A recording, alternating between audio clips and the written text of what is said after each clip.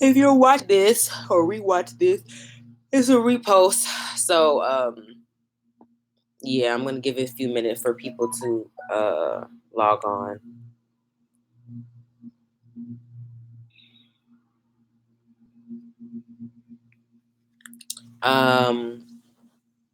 Good morning, you guys. Oh, I look a mess. I have acne crust, scabs down here. So I'm not in the hospital. Let me say that. It says emergency surgery because I'm going to tell you guys what happened. I'm actually in my room against a wall, so I'm not in a hospital. This looks like a third world country hospital if I was. But good morning, everybody. I hope everybody's doing well. I'm getting ready to upload the video, but the video is so bootleg. And when I say bootleg, I mean like I literally just filmed it laying in my bed with my camera. But I just wanted to kind of come on here and I like going live because people can ask questions and stuff and talk to me. So glass is coming down. So I wanted to come on here and kind of fill you guys in and if you had any questions. So if you follow me on social media, you know that Monday I had emergency surgery, Monday, February 19th. And I'm still on like bed rest healing. And I just wanted to good morning. Hey, Jazz. Wanted to come explain to people what happened. So Sunday night, I was in the living room planning our 9-year wedding anniversary, which was the next day. We weren't doing much because we're on a budget, you know. Hey, Mercedes. I'm glad I'm at the hospital too. Shoot. We were planning what we're gonna do on our anniversary. So we're binge watching something on Hulu. I just remember being in a sports bra and some shorts, sitting on the couch, and this pain hit me like boom, like a stabbing sensation. And I was like, oh, I just remember doing this. And I slid out of the couch onto the carpet and I just laid on my back. And my husband's watching me. He's like, are you okay? And I'm like, yeah, I just got these bad cramps. And my period wasn't due for like another 3 weeks or so. So at that moment, I should have went to the doctor. I should have went to the emergency room. So if you ladies ever feel a low pain in your abdomen or in your reproductive system, go to the emergency room. But, you know, being black and being raised by a single black mother, I heard her voice in the back like, you okay? Get up. Take a bath. Take a Motrin. You know, you okay? And, you know, I was like, I'm fine. I figured it out. I came with the same pill that I've had. You know, we keep stuff in the closet just in case. My husband's like, you want me to run you a bath or something? I'm like, yes, run a bath. Good morning, ladies. And so my husband ran a bath for me and I got in the bathtub. I just remember I couldn't even sit how I'm sitting now. I couldn't sit like this. I had to turn on one hip or the other or be on my knees. I remember rocking on my knees like I was in labor. And I was like, feels worse than labor pain. And I don't know. I was just stupid. I was stupid. I should have went to the emergency room and I didn't. So I'm asleep in the bed like this all night, not moving. Get up the next morning and it's like, it's bearable. Go to the store and I'm walking around the store and boom, it hits me again and I almost fall over. I'm like, oh my gosh, it's like this stabbing pain. So I'm like, we gotta go, we gotta go, we gotta go. I get in the car. I barely can walk across the parking lot. My husband's sitting in the car, like, what the hell? He hops out, grabs the food. I said, I can't do it. We got to go to the emergency room. We got to go. So he's like, okay. So we go home first. I grab, you know, my fuzzy socks. I grab an extra jacket. I put on I take off my jeans and put on some pajama pants that are loose fitting around my waist. I don't have any vaginal bleeding, but I'm like, something's not right. Get to the emergency room. They do an ultrasound. They do a vaginal ultrasound. The vaginal ultrasound was the most painful thing I've ever experienced. And I've had vaginal ultrasounds before. And that's where they have like a wand and they stick about that much up in there to get a visual of your cervix and stuff like that. It was the most painful. It was just painful. I could barely put my panties and stuff back on like afterwards. Like it was painful. They call me back. They get a bed. The doctor walks in, and at this time, my kids with Lance, they're going to get something to eat because we've been there for like 6 hours. So the doctor comes in. He's like, Miss Branchman, you have blood in your abdomen, and we have to operate right now. And I'm like, damn, like Okay. And he's like, there's lots of fluid, there's lots of blood. I said, there any other treatment besides surgery? I'm just checking because I've had 2 surgeries already. I've had VSG in August of 16, and then in June of 17, I had my gallbladder removed. Both laparoscopic, but my stomach is like a little war zone. I got cuts everywhere. And so I'm like, damn, surgery again? He's like, no, we have to operate. It's blood. I'm like, okay, fine. Oh, by the way, you're pregnant. So I'm like, immediately this emotional roller coaster has started because it's my anniversary. We should be celebrating 9 years and we can't because we're in the hospital. So that brought me down. Then he's like, oh, you're dying. You got blood in your abdomen. That brings me down. Oh, by the way, you're pregnant. We have been trying to get pregnant since November of last year. So, it was just like, damn, like, well, how's the baby? Like, how is it affecting the baby? Blah, blah, blah, blah. So basically, he's like, we think it's an ectopic pregnancy. So we're going to go in. I can't give you any more information. A specialist has to come in. So immediately I burst into tears. So I'm crying hard because I'm just like, this day is just sucks. It's just sucking right now. I feel like the world is picking on me. I mean, I just feel really bad. Call my husband, tell him what's going on. So he rushes back, barely get the kids anything to eat. So as he comes in with the kids, the OB comes in and she's like, I'm like, you can just talk. It's fine. The kids know it's fine. So she's like, okay, Catherine, we don't know where the baby is. Yes, yeah. Thank God that I made it through. I agree with that statement also. So she says, we don't know where the baby is. We know that there's a big cyst on your ovary. We know there's blood in your abdomen. We know that you're pregnant. So what we think may have happened is the baby either is in your uterus, okay, and you just have a cyst, or the baby is in the fallopian tube, okay, growing, and the tube has ruptured, and we have to take the tube and the ovary. Like she's giving me all these, everything she's telling me is like awful. But she's like, but there is a chance that we just only have to take the cyst. Your ovary is fine, your tube is fine, and the baby is safe. And I will not cut into your uterus unless I have to. I'm like, all right, cool. So I'm like, when is surgery? She's like, we have hours because the OR is backed up. So, you need time to make arrangements. I'm like, great. I tell my husband, take the kids to my mom's house, call my mom, whatever. So I'm still on this emotional roller coaster. Good morning, Natalie. I'm still upset. I'm like, damn, I'm pregnant, but I have to go into surgery. The baby might be okay. The baby might not be okay, and let me say this too, because I don't want to sound insensitive to women who have had miscarriages, who can't get pregnant, who have fertility problems. For me, in my experience, I have 2 children who are alive. Let me take these off. I have 2 children who are alive and well and healthy. So when they tell me I'm pregnant, immediately I see the 3rd child, and I don't mean see them like know what they're gonna look like. I just know that this baby gonna be fine. I don't have a problem bringing a baby to term and giving birth. I have a problem with having ovarian cysts. So when he told me I was pregnant, I immediately just felt like it's gonna be okay. I immediately felt like, you know, I did not think that this baby was just an embryo. It's a baby. This is the baby branch, but it's the baby of the family. So that's where my mind was. I just want to kind of say that because I don't want to sound insensitive, like, I don't care about other women, and I just know how my body works. So my husband leaves to take the kids to my mother house. Probably would take him about an hour. 20 minutes in, they come in with a gurney, like with another bed, like, you ready for surgery? I'm like, what the hell? What? She's like, oh yeah, they pushed some people back to get you in. I'm like, I wish I had told me that. I don't want to go into surgery with nobody here. It was just emotionally like, it was a lot. It was a lot. And trying to hold it together. So I change or whatever.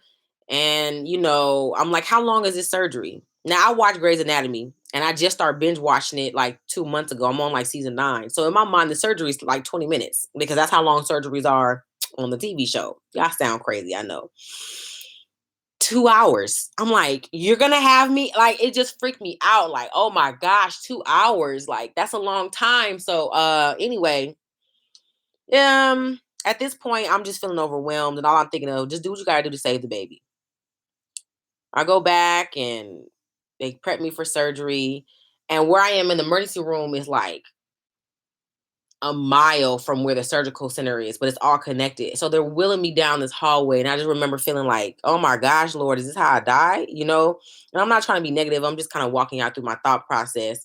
Um, I just felt like overwhelmed and I felt scared and nervous and I felt pressured and rushed. It was just so rushed, you guys.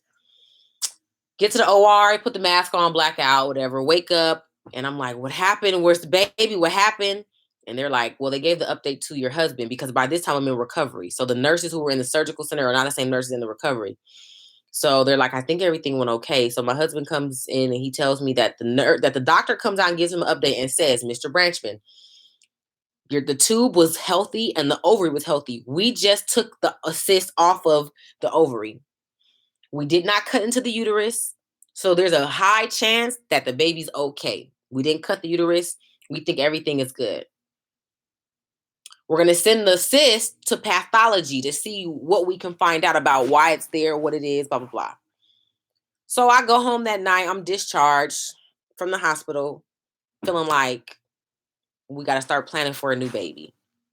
I mean, I had been looking at baby stuff for months because we had tried to get pregnant. And I remember saying I wanted to have a Peter Rabbit baby shower. I thought that was going to be so cute. I mean, I was having dreams of babies, just all type of stuff. And I get home and, you know, friends and family is asking for updates and I'm telling people we are pregnant. I think the baby's okay. You know, I'm even making jokes with my husband, like I'm eating for two now, you know, feeling all happy. And the doctor says, well, make sure on Wednesday you come back to do a blood test because we want to make sure everything is healthy with you.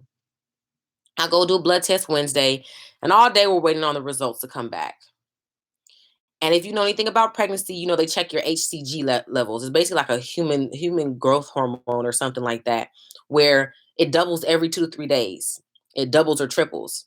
And so on Monday they took my blood and it was 1200. Wednesday we went to Kaiser, came back, waited for a couple hours, and finally I got an email on my phone, laboratory results in. I sign in, I check it, and my results are 250. So you know, oh, I'm sorry. Good morning. I'm a new starter. Sorry, you went through that. I understand what you mean. Okay. Sorry, you went through it. Okay, thanks, guys. I'm sorry, I wasn't even looking at the messages. So basically, my HCG levels dropped from 1200 to 250. So immediately I know either the baby's dying, the baby is dead, or something is not right. And I mean, it kind of rocked my whole world because I'm like, damn, you know. A couple hours later, I get a phone call from the OB, and she has the results from pathology, and she says, Miss Branchman, I am so sorry, but the baby was in the cyst.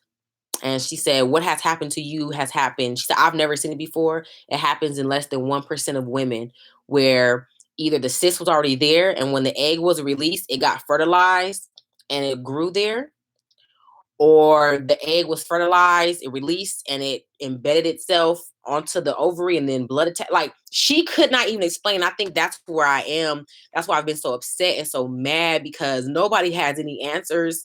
And I'm kind of just left out there to kind of just be like, you know, you got to just accept it. And so basically she was like, I'm sorry. So basically I'm not pregnant anymore. The baby was killed, removed, whatever you want to call it, on Monday in surgery. I had been walking around like a fool, thinking I was pregnant. And I just went through so many emotions in the last week. I was just exhausted. And so I was really hurt. I felt sad. I felt stupid because I felt like I shouldn't be grieving over something so small. But like I said before, you know, I have two children who are, you know, alive. So in my mind, like saying I'm pregnant, I can see the third baby. I had never experienced losing a baby. So there was no chance for me to not have the baby here. So it just kind of was snatched from me. Like, I felt like I looked stupid in front of people for being sad because it wasn't that far along. But I know on the inside it felt really real and heavy to me. So it's just like this. And then, you know, like I said, Black people sometimes we don't know how to grieve because I was raised by a single parent and it's kind of like, you all right, you okay. So I'm fighting that voice. I'm fighting the, you know, the voice of the mom inside of me that's so sad. I'm thinking about like the fact that like, you know, there was a little spirit attack. This is just a lot, you guys, a lot. Even now, I'm trying to give myself the space to grieve how I want to grieve, but I feel like I don't want to look too like I'm doing too much, you know, but at the same time it's sad. So, um all that to say, that's what happened. And I found this out last week Wednesday, and today is just Monday. So I'm really like 1 week out from all of this. And you know, Thursday, I scheduled a massage. I needed to just do something for myself. And I had to tell the massage lady, like, if I start crying, I don't want you to think that I'm crazy. I just went through a crazy ordeal. And I tell you, I boohooed in that massage. Like,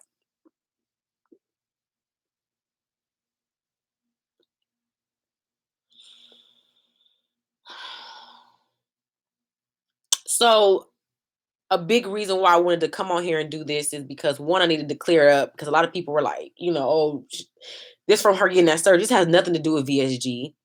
Two, you know, when you experience something, you kind of got a heart for it now. So, you know, women with fertility issues, while mine was not maybe as crazy or extensive as other women's, definitely still hurts. Three, it's like therapy for me because I share every aspect of my life on here anyway. Um, I've never been afraid to be open about anything, anything. You can go back to my videos from a year, 2 years ago, hell, 6 years ago. And that's just my personality. I'm an extrovert. So for me, I'm like, I wanted to do this last week, but I just was like, let me just take some time for my psyche, for myself. So I waited. Uh, and then four, you know, just to let anybody else know who has VSG doesn't mean like I just don't want people to know it doesn't solve all your problems. And I'm not even talking to people who have the surgery or want it. Sometimes it's people who don't need it and just being nosy. You know, they swear that fat people, our lives revolve around being fat. And like after that, we won't have no problems. We still deal with stuff. You know, this does not solve all your problems, you know. And so now I'm in a space where I'm focusing on the things that I want to do. Before I was pregnant, I actually decided to, you know, I think I'm giving up or putting to the side life coaching and decided to have a little courage and go for what I've always really wanted to do, which was acting and modeling. I've always wanted to do it. I just felt like having my own business, being a consultant or a life coach was responsible. I could use my degree. I love doing it, but that's not what's really deep down in my heart. And so before all this happened, I had said like I had a Wednesday I was supposed to go get headshots done and I had to cancel all that. So that's what I'll be venturing into. So I pray you guys, you know, pray for me in that. Yes, mama wants a big movie deal. Yes, mama wants to be on the cover of something. Yes, mama wants a billboard. Like those are my dreams and aspirations. So that's what I'm going to be working towards with that. Um, and then yeah, I just I have to chill out on the baby stuff for right now, and just put it in God's hands. If it's for me, it'll happen, you know. Oh, let me read this stuff. Sorry, guys. I've been over here rambling. Hold on, y'all know who the hell that is at my door. Hold on 1 second. Who? Shit. Oh. Hi. Thank you. Sorry, y'all. That was FedEx. I didn't know who the hell that was. I don't know what my husband. What is this, boy? Anyway. Sorry, y'all. I didn't know who that was. About to go off. So let me read these comments. Oh, now it's night. Oh, well, it's morning here. Sorry. It's 9:46 in the morning here. Hey, Kat from Virginia at work watching so late on the conversation. I just see emergency surgery. Are you okay? I'm hanging in there, Nikki. Don't feel stupid. I'm trying not to. You know, I'm just telling y'all what's really going on in my mind. Oh, my lips so ashy. Like the real, you know, what I'm really thinking. I know I'm not stupid, but sometimes you gotta fight those feelings. So, oh, I look awful. Lord, I ain't got no makeup on. Ugh. This is the real Catherine Branchman. You're never doing too much when it comes to your child, born or unborn. That's right. Been through this myself, man. So Miss Turner, you know what I'm going through. Stephanie, Says, sending you love and healing and prayers. Your feelings are valid and real. Thank you for sharing your story, because you're putting an important story out there for women and what we go through. Thank you, Stephanie. Yeah, that's why I said I'm not the only one. I definitely know that this is something that a lot of women go through. Take the time out. You have the right. Trust God. It'll be okay. You have to allow yourself to feel and sort through your emotions. You have to grieve. And that's okay to feel how you're feeling. You're not stupid and you're not looking stupid. Hang in there, cat hugs. Yes, internet hugs to all of y'all. So sorry to hear this, but God, remember that He doesn't allow what you can't handle. Trust God. I can send you a list of agencies. Get it, girl. God said He wouldn't put us through anything we can't handle. He told us to cast it all on Him. He'll take care of it. Feel Him in your family. Thank you, Keisha. This is just setting you up for the many more blessings that God your way. Trust Him, and this is too shall pass. You look how I look when someone knocks on my door. Right. Girl, I know who the hell that was. May God continue to bless on you, America. Thank you guys. Thank you, ladies. I appreciate it, because like I said, I waited a week to kind of tell people. I did say, we lost the baby on social media, but I did that because, one, there are a lot of people texting and calling like, "Are you okay? Are you okay?" And I hate to leave people just out there, so that's why I did that. I am feeling a lot better health wise. I'm still healing. Um, yeah, I mean, I'm in a space right now where I'm like, "Hey, Lord, you said, you're gonna send blessings. Like, I'm waiting. I'm ready. Like, I'm ready. I'm just in a space where I'm just ready for the next thing." And so, yes. So hopefully, depending on how well I feel, and do something with this head, I'm gonna try to do some headshots, put my pictures out there, and my prayer is that I just find my space that I'm supposed to be in. Just like my God given space and my purpose. That's where I'm supposed to be. That's my prayer. So, yeah, I just wanted to put this out there. Thank you guys for continuing to pray for me and my family and support me and giving me the words of encouragement. It means a lot. So, I'll be back next couple days with